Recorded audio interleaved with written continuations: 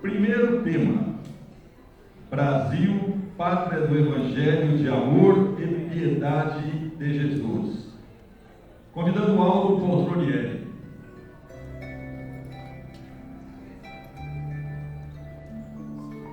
Bom, ótimo. Então, vamos começar com o Aldo Poltronieri, Brasil, pátria do Evangelho de amor e piedade de Jesus.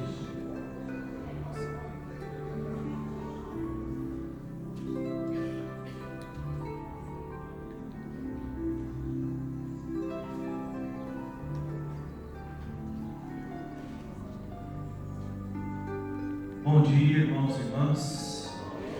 Sejam todos muito bem-vindos. Muito obrigado pela presença de vocês. Agradecendo demais aos trabalhadores encarnados e desencarnados que estão há tantos meses trabalhando para que a gente possa ter um dia especial como hoje. Muito obrigado a todos. Que Jesus abençoe a todos nós. Queridos irmãos, hoje nós vamos ouvir muitos amigos falando sobre a importância de nós acolhermos, mãos que acolhem.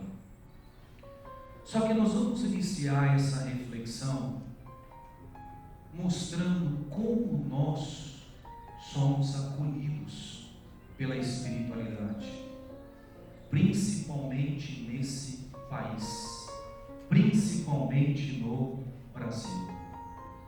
A pátria que foi escolhida por Jesus para ser o celeiro das claridades da nova era. Nós vamos ver como nós somos bem-aventurados por estar reencarnados no Brasil. E para que a gente tenha essa noção, nós vamos precisar misturar algumas coisas. Nós sabemos que o nosso país ele passa por uma série de dificuldades, de desafios, em pesquisa que foi feita, que se perguntar aos brasileiros se eles gostariam de viver em um outro país com melhores condições políticas, econômicas e sociais, a maioria esmagadora dos entrevistados deixariam o Brasil. Só que nós vamos perceber como esse país é abençoado por Jesus. Quanta oportunidade nós estamos tendo, agraciados por estarmos aqui, principalmente nesses momentos. E para que eu possa costurar isso com vocês, eu vou pedir a caridade da paciência, para a gente criar um certo alicerce, para chegar no nosso objetivo. Queridos irmãos, nesse livro, A Caminho da Luz, Emmanuel vai nos contar por que Jesus escolheu o povo de Israel como sendo o berço do cristianismo. Porque naquela época existiam várias nações, no Egito, na Europa, na África, na Ásia. Por que justamente o povo de Israel? Aí Emmanuel vai nos contar que se o povo de Israel era o povo mais crente, que acreditava em Deus, devido aos ensinamentos deixados por Moisés e tantos outros profetas, era o povo que mais necessitava compreender o seu evangelho. Era o povo que mais necessitava compreender os ensinamentos de Deus, devido à sua vaidade exclusivista e pretensiosa. Eles esperavam que viesse um Messias guerreiro, que já nascesse na riqueza, em palácios, e que pelo uso da força da violência libertaria o povo de Israel do domínio do Império Romano e colocaria Israel como sendo a nação que dominaria todas as outras. Ou seja, queria que o mestre fizesse com as outras nações o que o Império Romano estava fazendo com eles. Os doutores sabiam decorados as leis deixadas, os mandamentos, mas esqueceram de aplicá-la no seu dia a dia. E Jesus ele vem ferir o orgulho do povo de Israel, nascendo na simplicidade, falando com os pescadores, os humildes, os doentes, dando oportunidade de questionar os hábitos da época, dando oportunidade de cada espírito refletir, reeducar-se. E aqui nós vamos tirar um primeiro pacotinho que nós vamos deixar guardadinho na caixinha. Por quê? Que Jesus escolheu o povo de Israel, porque era o povo que mais necessitava entender as mensagens de Deus. Vamos deixar quietinho na caixinha isso. Aí nós vamos, irmãos, para esse outro livro, Brasil, Coração do Mundo, Pátria do Evangelho. Nós vamos ver que cerca de no ano de 1300 e pouco depois de Cristo, antes do descobrimento do Brasil, Jesus e os seus mensageiros estão próximos das terras que seriam o Brasil. E Jesus comenta assim com os seus mensageiros: para essa terra bendita e maravilhosa, falando do Brasil, para essa terra bendita e maravilhosa será transplantada a árvore do meu evangelho de amor e piedade. Para essa terra maravilhosa será transplantada a árvore do meu evangelho de amor e piedade. Irmãos, o que é transplantar uma árvore? O que é transplantar? É você pegar uma planta que está no local e colocar em outro local. Mas por que alguém faria isso? Qual é o objetivo, a utilidade de tirar uma planta de um local e colocar em outro local? É porque aquele solo aonde ela está não fornece mais os nutrientes que são necessários para que a planta cresça, se desenvolva, ou porque o vaso está pequeno demais, as raízes não conseguem mais se desenvolver. Jesus está dizendo o seguinte: toda aquela preparação do plano espiritual que foi feito na região de Israel para a vinda de Jesus, ele pede para pegar todo aquele trabalho e trazer para o Brasil. O Brasil se torna a nova Israel, porque aquele solo, aquele local, as energias estavam muito corrompidas, não dava mais para desenvolver, e ele escolhe justamente o Brasil, o novo solo que vai permitir com que a planta cresça, desenvolva, ter flores, frutifique, um vaso maior para que aquela planta possa continuar se desenvolvendo. Ele escolhe o Brasil como sendo o seu celeiro, aonde o seu evangelho de amor e piedade vai frutificar. E é tão verdade que essa transferência não foi feita somente naquela área, naqueles ensinamentos do cristianismo. Quem foi transferido também para frutificar no Brasil? O Espiritismo. A França foi o berço, o nascimento do Espiritismo. Mas aonde que ele veio ser adubado? No Brasil. De cada 10 franceses que passam na rua hoje, um só sabe quem foi Allan Kardec. Aquela preparação também que nasceu na França foi transferida para cá. E a prova disso é que vieram excelentes jardineiros para cuidar dessa planta. Bezerra de Menezes, Eurípides Barçanufo, Chico de Valdo e tantos outros.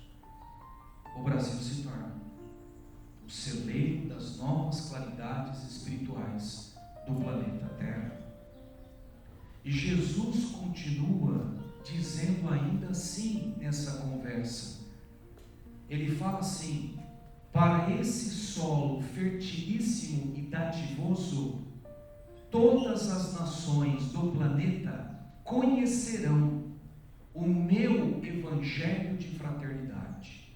Todas as nações do planeta conhecerão o meu evangelho de fraternidade. Como assim todas as nações? Por acaso seria possível colocar toda a população do mundo no Brasil? Não caberia. Não de uma única vez, mas em sucessivas reencarnações. Ele pede para os seus mensageiros reencarnarem no Brasil, desde o descobrimento para frente, espíritos que se equivocaram muito na sua caminhada, espíritos que ainda precisam aprender o seu evangelho de amor e piedade, espíritos que ainda estão achando que Deus quer que leve a mensagem ao outro através da violência, através da espada, através do sangue.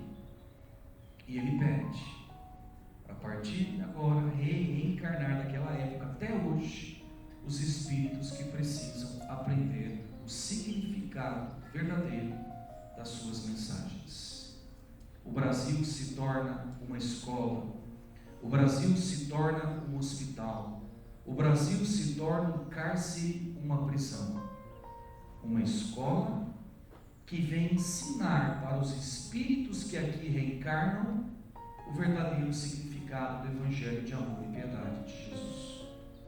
O Brasil se torna um hospital que vem curar as nossas feridas espirituais. O Brasil se torna um cárcere, uma prisão, aonde nós podemos sanar os nossos débitos com a nossa própria consciência. É tão verdade, em pesquisas, qual é hoje o país do mundo aonde a maior parte da população acredita em Deus? Brasil. Qual é o país do mundo onde tem o maior número de católicos? Brasil. Qual é o país do mundo que tem a maior diversidade de religiões cristãs? Brasil. Qual é o país do mundo onde o espiritismo mais se desenvolveu? Brasil. E quando, irmãos, Chico escreve esse livro, Psicografia, muitos acharam que estava falando do espiritismo ao escrever esse livro. Pátria do Evangelho, não pátria só do espiritismo, do Evangelho, porque nós podemos encontrar os ensinamentos de Jesus em toda e qualquer religião cristã. O Evangelho é mais uma excelente oportunidade desse conhecimento, mas não é o único. Pátria do Evangelho.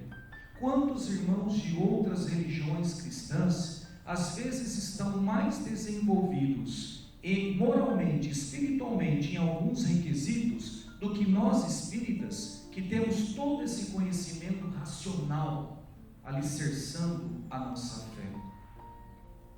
Irmãos, estão reencarnando no Brasil espíritos que pela primeira vez vão nascer numa família aonde vão ter carinho, amor de um pai, de uma mãe, que não tiveram nas outras histórias.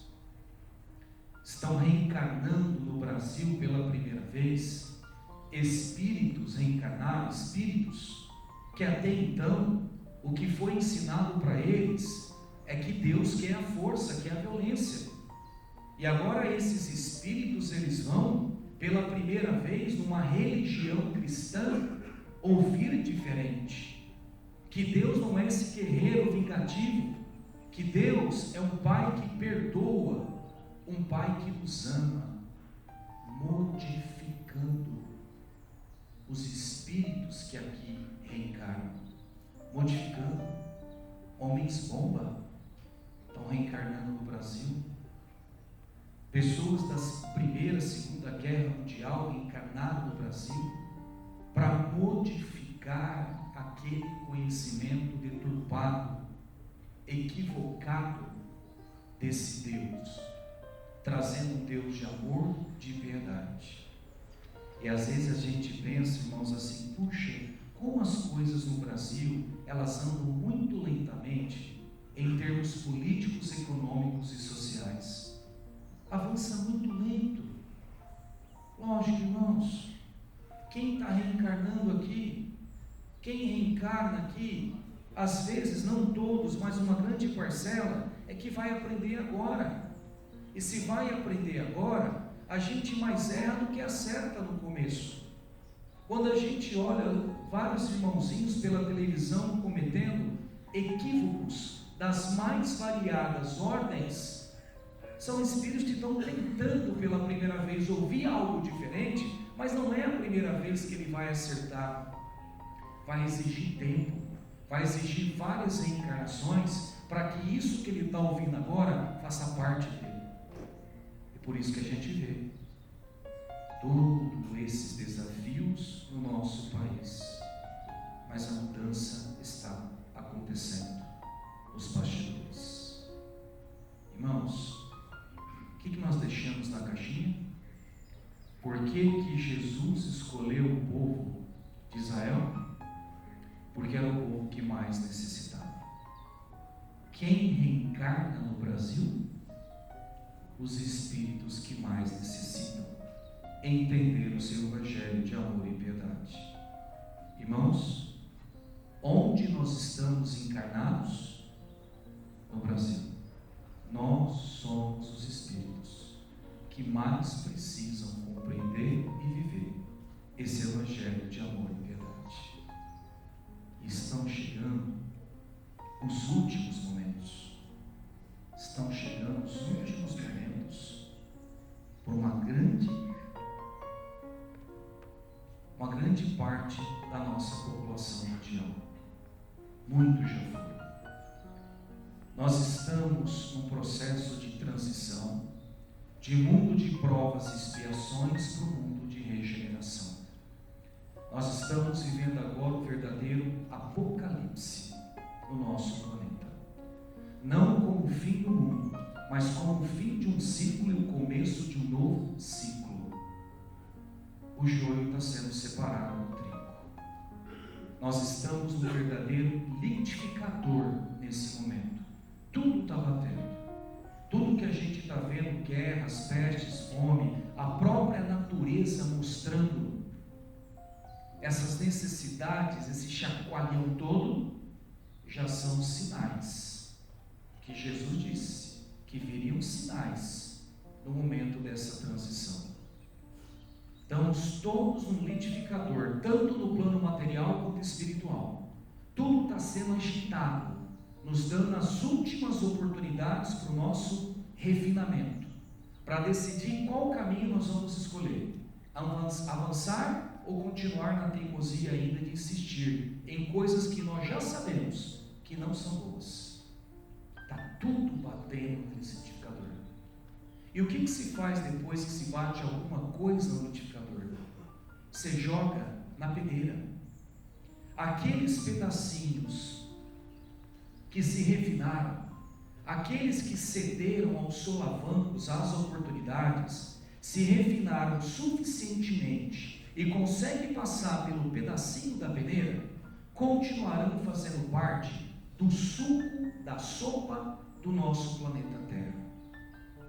Mas aqueles pedaços mais duros, mais grosseiros, que não cederam às oportunidades, ficarão retidos na peneira. E o que se faz quando se alguma coisa fica na peneira? A gente coloca num outro lugar. Esse planeta vem sendo uma escola para todos os espíritos que aqui estão há muito tempo.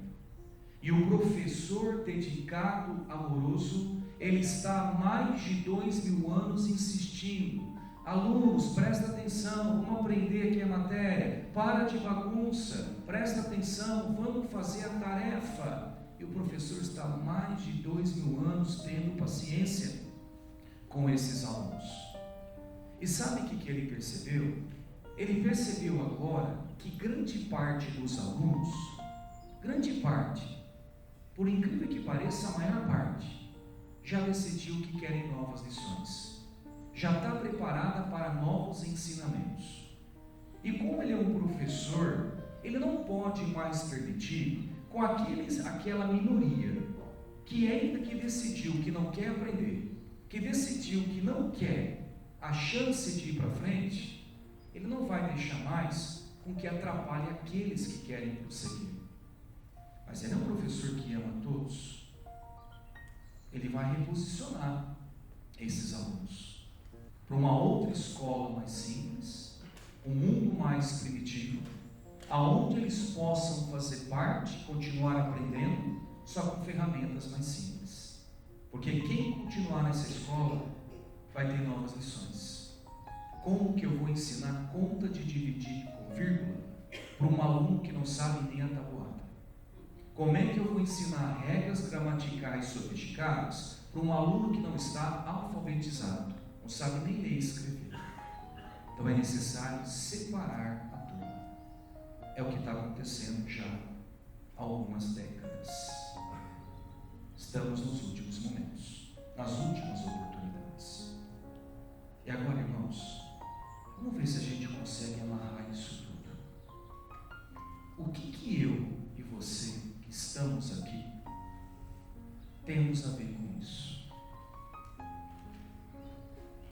Eu acho que todos nós já conseguimos conhecer um pouquinho do Evangelho de amor e piedade de Jesus.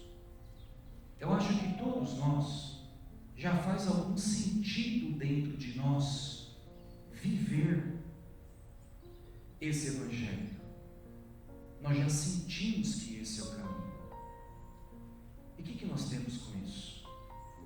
Se o Brasil é uma escola, do que se precisa numa escola? De professores. Se o Brasil é um hospital, do que se precisa no hospital? De médicos e enfermeiros. Se o Brasil é uma prisão, o que se precisa numa prisão? Daqueles que mostrem o caminho certo. Jesus está para todos nós, que já conhece um pouco do seu Evangelho de amor e piedade, está pedindo para nós: me ajuda a acolher aquele meu irmão que ainda não me conhece, me ajuda a levar luz para aquele que ainda continua na sombra. Jesus está nos convidando para a semeadura dele nesses momentos decisivos, nesses momentos finais. Jesus está convidando: meu amigo, me ajuda a pegar aquele aluno que está com dificuldade, vamos lá mostrar para ele, vamos insistir como é que se faz a tarefa, me ajuda. Porque se ele não passar de ano, ele vai ter que ir para uma outra escola. Me ajuda. E quando Jesus está fazendo esse convite para nós que já entendemos um pouquinho desse Evangelho, me ajuda, Ele não está pedindo para que a gente vá de porta em porta, batendo nas portas das pessoas, transformando as pessoas em espíritas, não é isso. Ele quer que a gente leve o Evangelho dele conosco, para onde nós formos. Não precisa falar uma palavra, não precisa abrir a boca, apenas viva esse Evangelho no seu dia a dia, na família, no trabalho, no centro espírita, sendo um marido, uma esposa mais tolerante, um pai mais paciente, um colega de trabalho mais fraterno com os outros. Viva esse Evangelho. É o pedido que ele está fazendo. A gente mostrar esses ensinamentos através da nossa vivência, do nosso dia a dia. Não precisa falar nada às vezes. A palavra convence, mas o exemplo arrasta. A palavra convence, mas o exemplo arrasta. Queridos irmãos, tem bilhões de espíritos agora, bilhões, que trocariam de lugar conosco num piscar de olhos, se fosse possível. Tem bilhões de espíritos agora que gostariam de estar reencarnados no nosso lugar, principalmente na pátria do Evangelho de Jesus, podendo ajudar o Mestre nesses momentos decisivos, mesmo com todos esses desafios que nós encontramos no nosso país. Esses momentos de transição, eles só serão comparados no plano espiritual, só terá grandeza maior que isso, só a vinda de Jesus na matéria.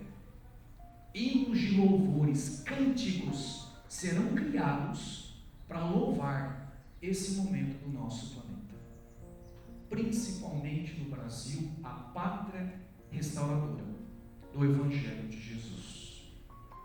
Acredito que quando desencarnarmos, nós ficaremos extremamente satisfeitos conosco mesmo de poder ter ajudado Jesus nesse momento decisivo. Sentiremos agraciados por ter nascido justamente na escola dele, no hospital, na prisão que ele escolheu para a reforma das consciências espirituais. Eu acho que se existisse uma máquina do tempo e a gente pudesse voltar para o passado, num único lugar, uma única vez, eu acho que a maioria de nós escolheria voltar para a época de Jesus. A gente vestiria lá um traje típico da época, a paisana, quietinho, a gente seguiria Jesus, veria os ensinamentos, os milagres, sermão da montanha, mas ele é Jesus. Ele saberia que eu estaria lá. Ele viria até mim. Com licença, com licença, com licença, preciso passar, com licença, e chegaria na minha frente e diria para mim: viajante do tempo, vem, segue-me. O que você diria para Jesus? Sim, pois muito bem, ele está fazendo o mesmo convite agora. Segue, vem semear comigo, me ajuda. Ele está nos convidando para ser os trabalhadores da última hora. Os trabalhadores da última hora. Qual é a última hora? É agora. São os momentos de transição. E ele prometeu que o nosso salário, a nossa recompensa, será o mesmo dos primeiros trabalhadores da primeira hora. Os primeiros que seguiram ele lá atrás, quando ele veio. Quando, irmãozinhos, nós olhamos na televisão e nós assistimos todo esse regaço que está acontecendo no nosso país, em termos políticos, econômicos, sociais, a gente não tem ideia de como as coisas estão acontecendo nos bastidores. A gente não tem ideia, porque infelizmente o que vende, ainda o que dá ibope, é maldade, é coisa ruim, mas muitas coisas estão acontecendo.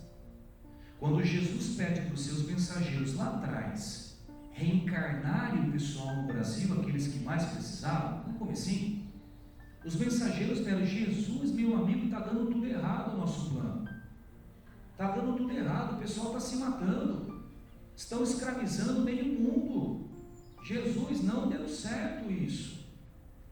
Olha o que ele diz para os seus mensageiros: Eliú, afasta essas preocupações e receios inúteis. A região do Cruzeiro, Brasil, onde se realizará a epopeia do meu Evangelho,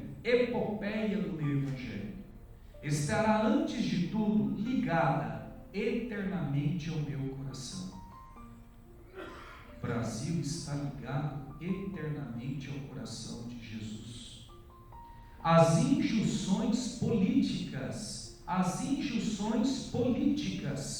terão nela atividades secundárias. Ele não está preocupado com esse caos. Ele sabe que toda essa desordem nada mais é: dai a César o que é de César. Lá atrás, ele sabia que os impostos romanos eram injustos, mas que quando o homem se modificasse realmente, isso acabaria. Todo esse caos que nós estamos vendo no nosso país é a nossa colheita coletiva ainda.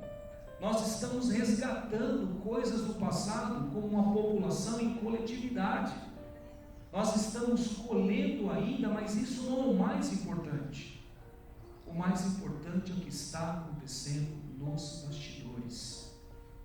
Olha o que ele diz: as injunções, esse caos, atividade secundária, ou seja, não é o principal objetivo, que aqui vire um país de primeiro mundo, político, econômico, social. O objetivo é transformar quem reencarna aqui, é apresentar algo diferente do pensamento de Deus para esses espíritos que ainda estão equivocados.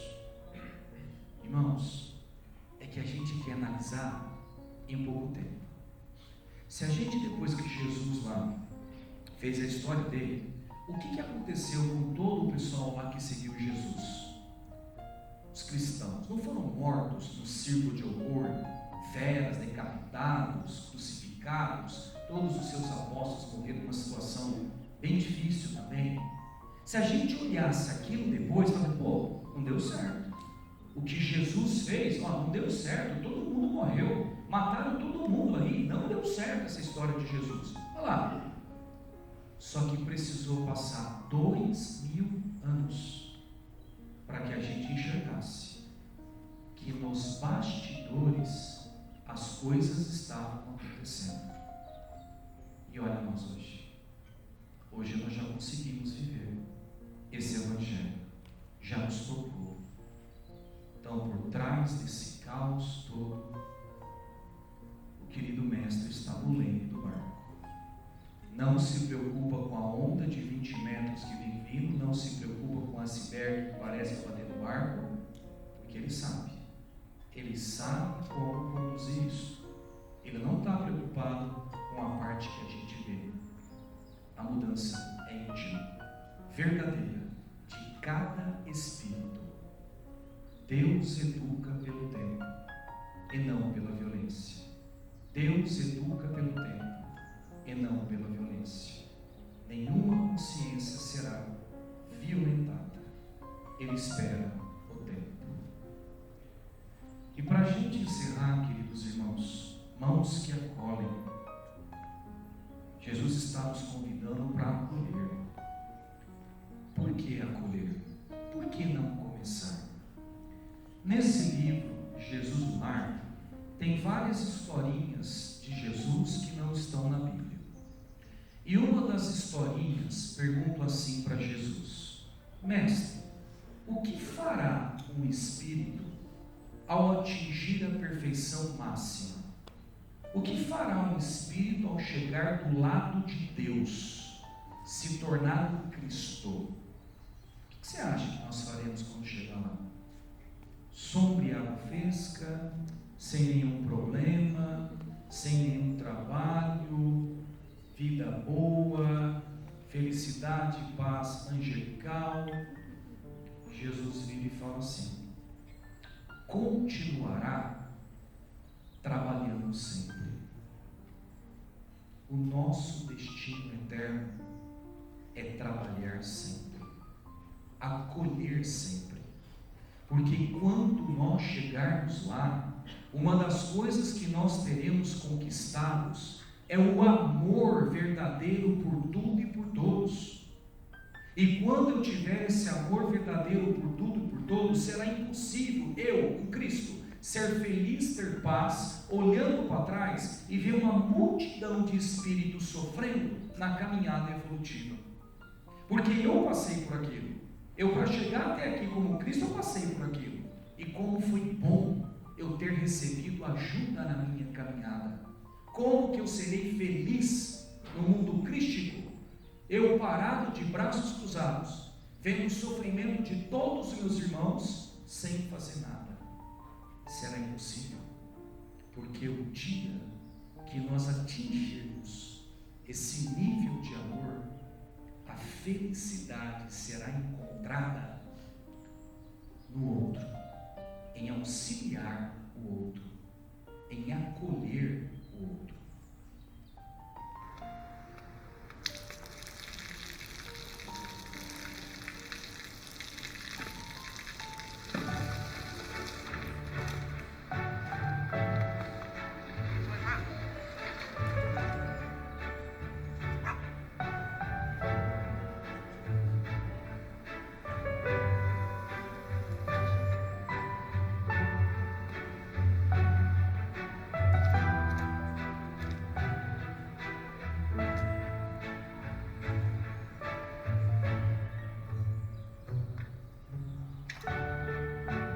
เขาจะได้อะไรถ้าเขาทำแบบนี้ทุกวัน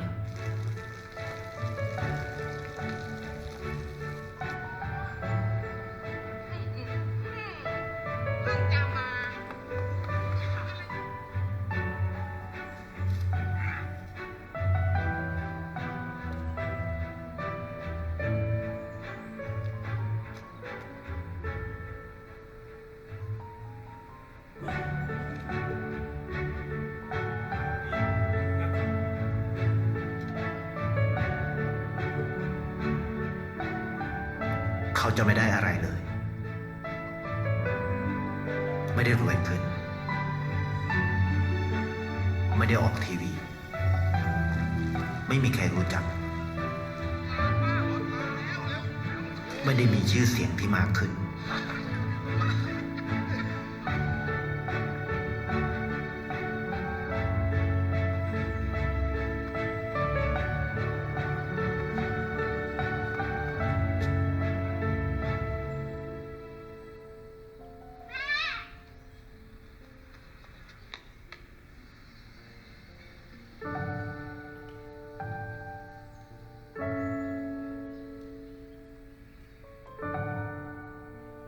เพราะสิ่งที่เขาได้คือได้แค่ความรู้สึก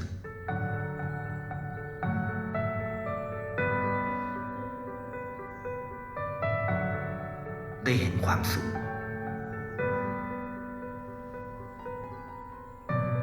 ได้เข้าใจ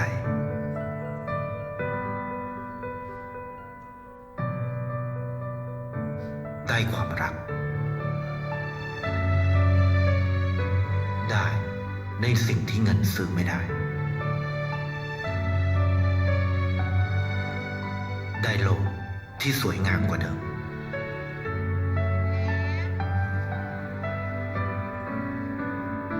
ในชีวิตคุณอะไรคือสิ่งที่คุณต้องการมากที่สุด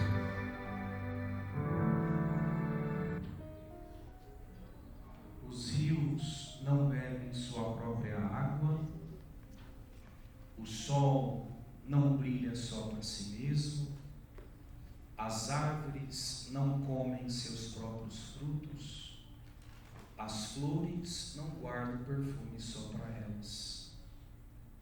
A vida é boa quando você está feliz, mas a vida é melhor ainda quando os outros estão felizes por sua causa.